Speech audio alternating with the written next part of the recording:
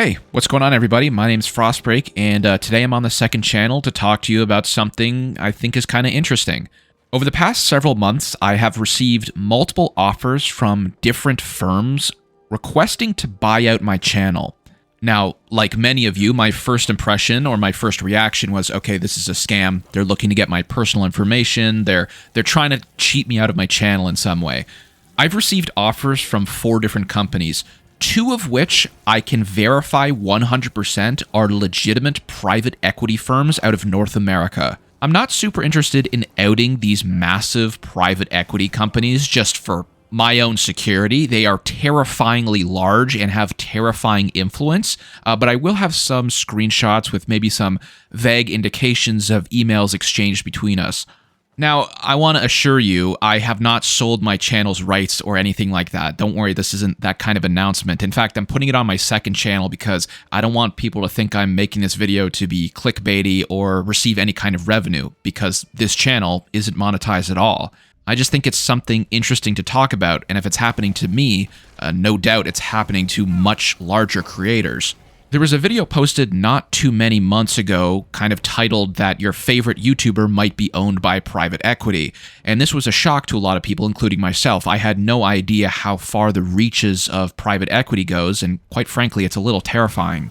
Now, like many of you, I also assumed, okay, yeah, private equity buying YouTube channels, it's a little weird, but it's probably only happening to the top 0.001% of channels. That's what I thought too. I'm nowhere nearing a massive channel. I'm just about to hit 100,000 subscribers. And if it's happening to me, I can only assume that many of my peers and perhaps other YouTube channels around my size have also received these offers. Again, I did my due diligence before creating this video. I know 2 of the 4 companies are definitely legit. I recognize their names, their emails are verified. One company, after I ignored them on my business email, contacted me through my personal, my real-life email. That is not public, by the way. Nobody knows my first name and last name. I don't know how they did that, but if anyone could, it would be law enforcement or the super wealthy. Somehow, one of these companies got a hold of my real first and last name. I don't know how to this day. It's possible they were a parent company of a sponsor I worked with. A lot of these private equity companies own a huge chunk of partnership companies that I've worked with in the past. I don't know how it happened. I'm not super interested in figuring it out. I'd prefer just to, let this slide and hope they don't contact me again, but that was a little scary. Now, I've been approached with several different deals, which I am under no NDA or obligation to hide, so I'm just going to tell you what they are. Most of the offers I received were for an entire acquisition. They wanted to obtain my entire channel along with my person and likeness. The interesting bit is they were not interested in keeping me on as an employee of my own channel. Now, this is just a wild guess, but the only reason I could think a company would offer that is a legitimate private equity firm, is because they're looking to train some kind of AI voice model or some kind of AI program to take over my channel and effectively automate it. I'm not going to name any names, but there's definitely some rumors I've heard of creators in the Elder Scrolls arena who have sold their channel, and then very recently after that, a lot of people thought their voice was a little weird and kind of accused them of using AI. I don't know how true that is. I don't want to stipulate on that or make any assumptions, but my guess is that was probably what they were looking to do with me.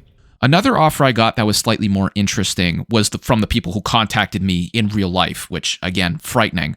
They were looking to acquire my channel for a flat price, but also keep me on as an employee. They were going to pay me a salary to continue to run it, but any profits and growth I got from sponsorships would all go to them. That one made me pause to think a little bit because it's kind of interesting. However, just to reiterate, I am not owned by private equity, nor do I plan to. But I would retain a percentage of my channel and be paid a yearly salary to see it grow, along with a bonus schedule for the salary if I meet certain quotas, milestones, etc. Besides the method they contacted me, the research I did, and the verification of the person's credentials, another reason I think it's legit is because I'm pretty sure this is a somewhat common plan I've heard of other channels undergo. They have a lot less creative freedom on the stuff they put out, and it always has to be approved by some higher up, and they also don't get to choose what the sponsors are for that video. They have to take everything the company says. And you know what? Of the offers I received, I don't know if I can blame these channels. The money is quite frankly ridiculous. Like, it's enough where I could be set up to retire in a couple years. It's very incentivizing. And there's a small part of me that says, okay, well, what happens if YouTube doesn't work out? As of recently, a couple months ago, I decided to take time off of my real-life job working with the federal government to pursue YouTube. You know, what happens if my YouTube channel just gets Thanos snapped and turned to dust? It's possible I'd be looking back on these offers with insane regret. It's definitely kept me up at night. It was not an easy decision, but it's something I feel like needs to be talked about because, again, if it's happening to me, it's probably happening to a lot of people. There's nothing on YouTube that says you must disclose when you're owned by another organization or when you're effectively working for another organization. When any content creator uploads a video to YouTube and it contains sponsored content, you are legally required to click the box to indicate that it contains sponsored content. I don't know the logistics around it if a company that you work for is asking you to put out these videos and incentivize their own products. Is that considered product placement or self-plugging? If I ever made a merch line and I plugged my own merch, surely I wouldn't have to disclose that it contains paid product placement. I don't know. I honestly don't even know close to the amount of information I'd need to make an educated decision.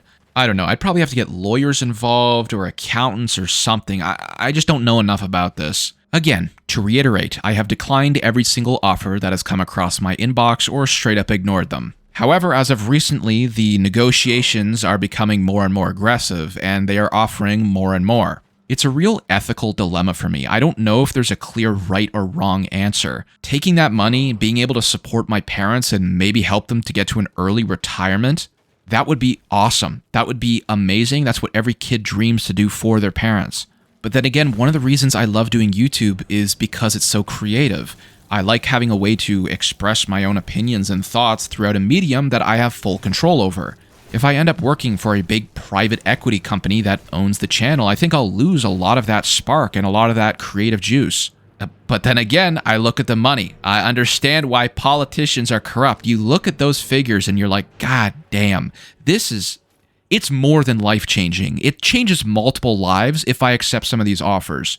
But I've been trying to do YouTube since I was 8 years old with like Lego stop-motion videos. I've been trying to do this forever, and now I have an opportunity to actually pursue it. So my conscience, my ethics, my morals are all telling me, you know, little Frostbreak back in the day, he would have hated me if I picked this offer. If I had a chance to pursue this as a creative outlet for myself and potentially take it on as a job opportunity, he would hate me if I chose to sell it out to a big corporation. Anyway, I don't know if this interests anybody, if anyone finds it fascinating, or maybe you just want to know this information because you want to check and see if your favorite content creator is also owned by private equity or not.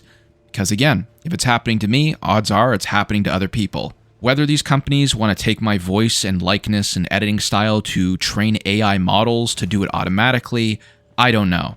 We definitely live in strange times, to be sure. If you asked me if this would ever happen to me 5-10 years ago, I would have said hell no, but it's definitely weird.